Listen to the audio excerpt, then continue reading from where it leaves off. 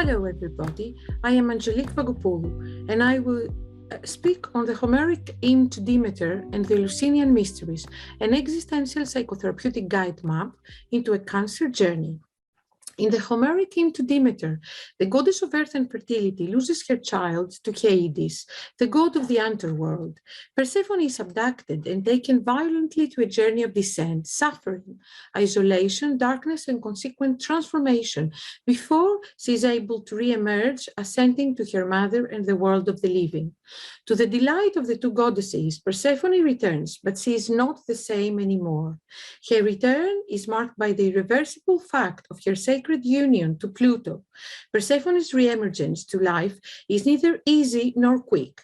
The carefree, innocent maiden once picking flowers in the meadow has given its place to the queen of the dead, having seen and experienced too much in the beyond. In the Homeric hymn to Demeter, the evolutional steps of mother and daughter story are specific and distinctive and can be traced and described as existential phenomenological stages in the process of a cancer journey from the moment of diagnosis to the return of the person to a fully restored health and everyday life.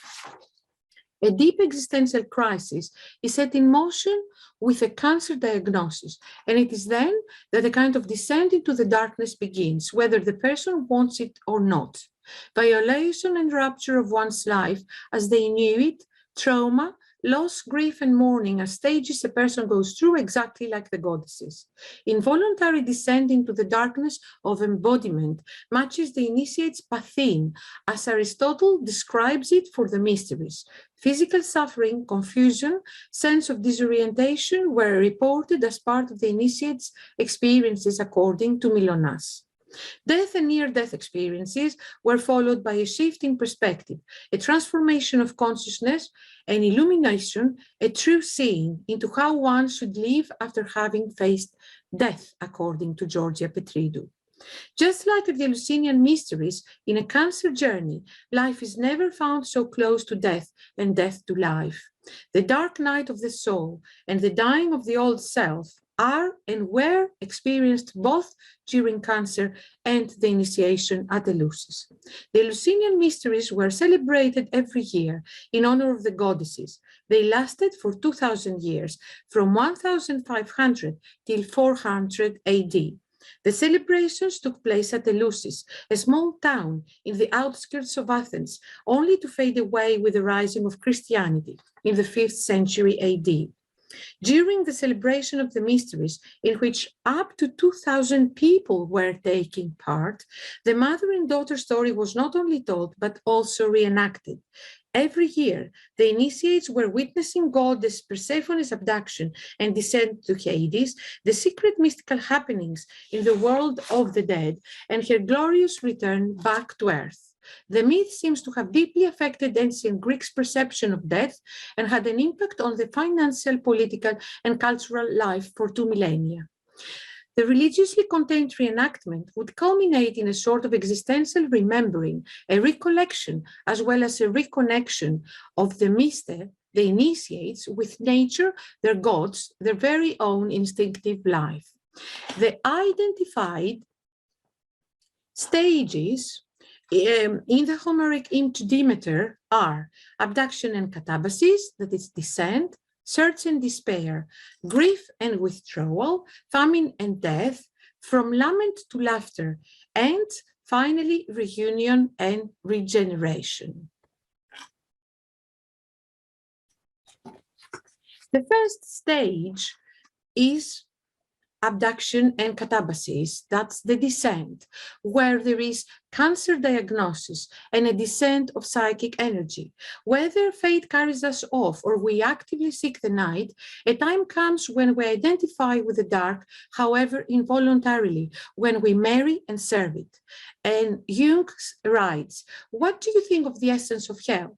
Hell is when the depths come to you with all that you no longer are, or all that you are not yet capable of.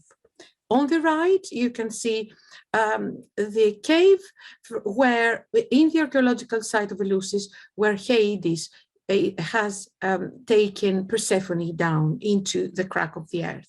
Just like Persephone, when one has to enter death or darkness under life's commands without having ever planned or wished to, one shows significant resistance. One cannot but oppose with all one's might and strength the imminent descent. There are many reasons Persephone is fighting against what is happening.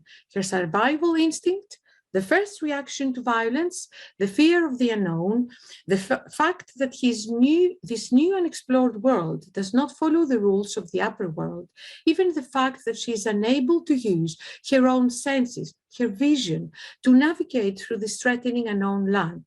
In pitch black darkness, one's vision as we know it is utterly useless. This might be the reason why Plutarch writes that souls in Hades employ the sense of smell. More often than not, a cancer diagnosis comes to find the person unprepared. Few are ready to follow Hades willfully. Most experience this rupture as violent, almost as a rape.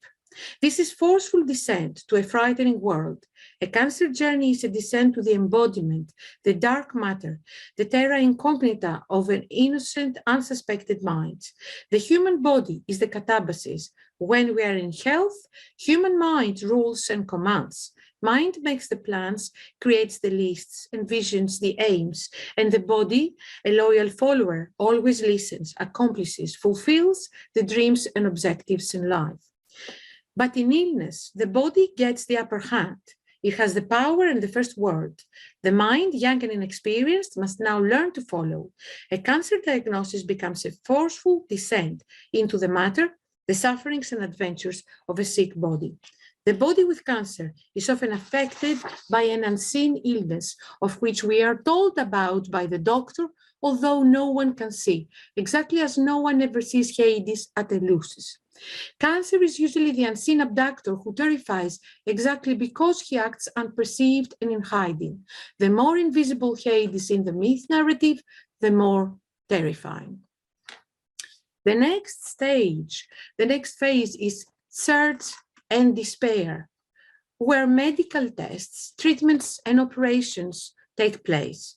There is a suspension of psychic energy. For 9 days, Ovid tells us, with panic in heart, vainly sought her daughter over the lands and over all the sea. Holding torches and abstaining from food or drink, Demeter seeks Persephone in vain for 9 days. Even to this day in the Greek religious worship, the 9th day after the death of a person is marked by specific rituals.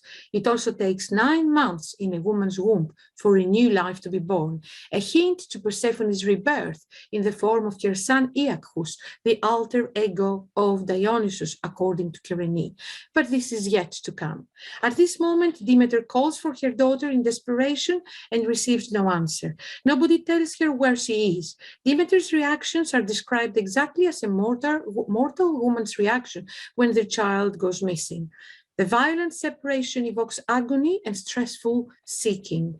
The extremely active, panicky phase of searching soon renders unfruitful, giving thus in its place to a passive, slowed down phase of surrender to despair, marked by sadness or even depression. What else does the word depression can signify other than that of a force pulling the one who grieves down towards the earth? The initiates of the mysteries, holding torches in the midst of the night, search in agony for the beloved daughter. In essence, they search for their own lost soul. This is a very active and sometimes quite long phase for a cancer patient. After the trauma of hearing about the illness, one goes into a relentless chase of screening tests, physical examinations, seeing specialists, planning of treatments, and operations before even having the time to think or realize.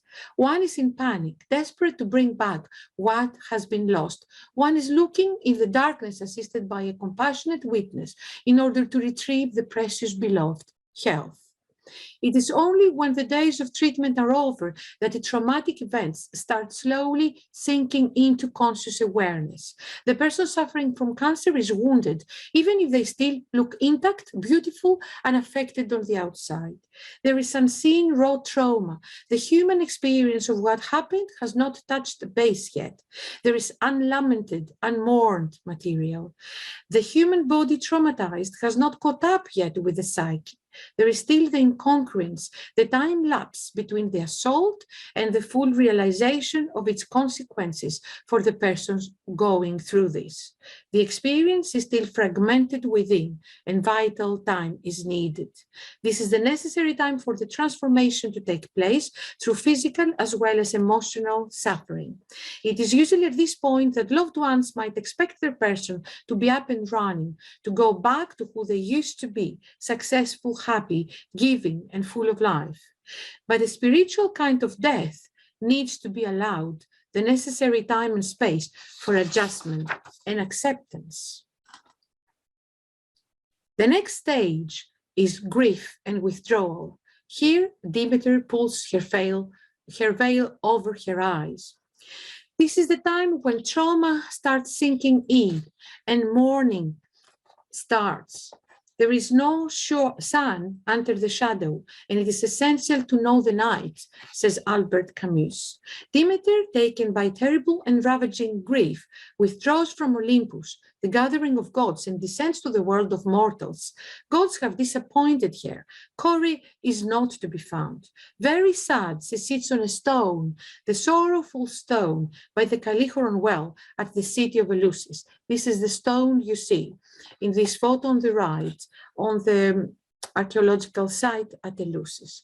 When Demeter's desperate search yields no results, she falls into a state of deep mourning, followed by withdrawal. Demeter's emotional state is announced in the hymn by the pulling of the veil over her eyes.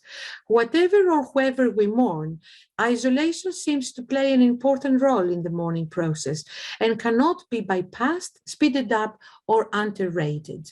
In existential terms, one cannot be easily productive or sociable during these testing times.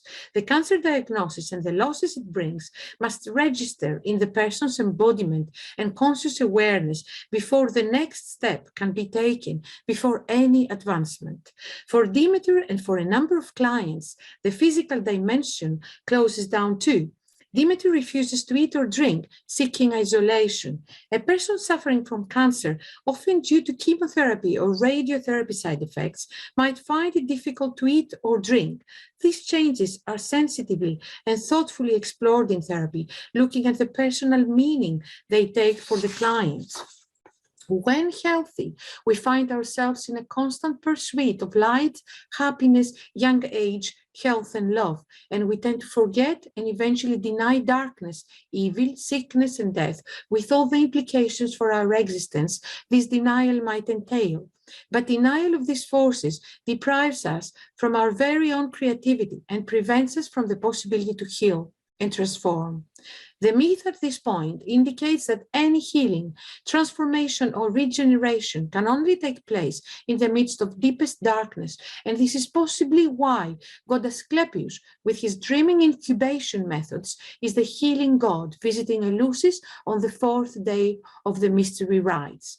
An Asclepian kind of incubation and meditation on loss seems thus necessary for the cancer patient too. The next stage is where famine and death come into the picture. There is a physical exhaustion and an emotional starving where we can notice depletion of the psychic energy. It is after the famine that grief, yet more terrible and savage, comes into the heart of Demeter, according to Foley. Following Demeter's anger, the earth stops producing, and according to Foley, this describes initiatory patterns that mark stages of human grieving experience. Foley tells us that the initiates become temporarily detached from their regular environment and enter into a liminal experience. Demeter detaches herself from the world of the gods and enters the realm of mortals in the form of an old maid deprived from the joys of life. Grieving Demeter becomes the nurse of baby Demophon, the king's baby, whom she anoints with ambrosia and bathes in her fire every night. For Foley, fire as element had a crucial role in the final stages of the mysteries, so the myth offers another initiatory pattern of human experience. One has to burn into the fire to cook alchemically in order to transform. This burning has dangerous, albeit transformative effects. Thus, Demophon is striving and takes godly appearance noticed by his parents. In the Cancer journey, this is a time of emotional starving and depletion of psychic energy. A person is disappointed, if not shocked, at how little they can do or emotionally offer to others at this point. It starts becoming clear to them that no matter their plans, all energy previously available now feels lost. In the therapy room, one needs to be gently reminded that this energy, similar to the energy of the Mother Goddess in the Eleusinian narrative, is temporarily suspended due to the body's commitment to the rehabilitative process. The initiate is alchemically burned through dissolution and suffering. This stage of facing death, looking at physical or spiritual annihilation straight in the eyes, is the most crucial stage of the work. It is when, symbolically or physically, the threat of death becomes real. There comes a moment in the analytic process and in the cancer experience when suffering appears to threaten what the individual used to call body or self. It is the moment when the capacity to sustain, contain, and be through the process brings transformation and a kind of psychological rebirth. The process involves a conscious surrender of old patterns to dissolve, allowing change to take place despite the uncertainty of a guaranteed result. Will it be a physical death or a rebirth? No one is able to know, and this unknown has to be accepted and lived through by both client and therapist in the room. This is the true mystery.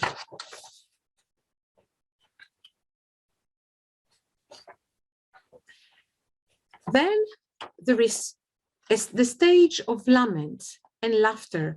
There is physical regeneration, emotional replenishment, and there is an ascent of psychic energy. An old nurse, Iambe, makes obscene jokes to Demeter and body gestures with the intention to shock her. The initiates had to go through similar jokes of offensive and sexual nature during the mysteries, during the passing through a bridge in the procession to Eleusis. They could not respond back to the obscenities thrown at their face, according to Milonas. Iambe breaks the spell by making Demeter burst into laughter. She puts an end to the conflict in our myth by uniting inner and outer, death and life. Iambe introduces time, the possibility for alternation, the philosophical conception of a pendulum between the world of the living and the world of the dead, introducing the idea of a cyclic return. Iambe prepares us for the return of spring and vegetation, the return of hope. For a cancer patient whose body feels similar to the wasteland that Demeter in her tale Wrath has left barren, Demeter's laughter is the return of energy and gradually the return back to the health in a re-emerging body. Albert Camus wrote, "In the midst of winter, I found there was within me an invincible summer. No matter how hard the world pushes against me, within me there's something stronger, something better pushing right back." And our final phase, our final stage is at last the reunion and regeneration. Longing is the movement and the call of our deepest nature. It is the cry of the wolf, the power of the lion, the fluttering of all the birds inside us. And if we can find the courage to face it, it will take us back to where we belong, says Peter Kingsley. When they finally meet, Demeter, like a Maenad, runs to embrace her child. By finding the courage to join Hades and become his bride, Persephone goes through a phenomenal transformation, asserting herself as powerful queen in both worlds. Not only is she the terrible goddess who brings death and dissolution, She is also the kind-hearted one, offering abundance during the months spent with her mother on earth. In her dark journey, she also finds self-love and compassion. As Queen of the Dead, she offers support to others who struggle in the underworld, like Orpheus and Eurydice. In the final night of the rites of Eleusis, Demeter appears to her devoted initiates wrapped in a magical bright light. Her constant presence in the life of her initiates after her epiphany seems to inspire and enlighten them through their lives. Having experienced death without dying must have radically transformed them on their return into everyday life. An existential analytical work with a person that goes through cancer does not have the aim to help the person forget what they went through. Rather, having gone through physical and emotional suffering, to empower and inspire them towards a more meaningful and truer life with more compassion for themselves as well for others surrounding them. Pindar writes, "Blessed is the one who has seen these things before one goes beneath the earth, for then one understands the end of the mortal life and the beginning of a new life." This is the site of Eleusis at the archaeological site in the outskirts of Athens. I would like to thank you for your attention, and I would like to say goodbye to you.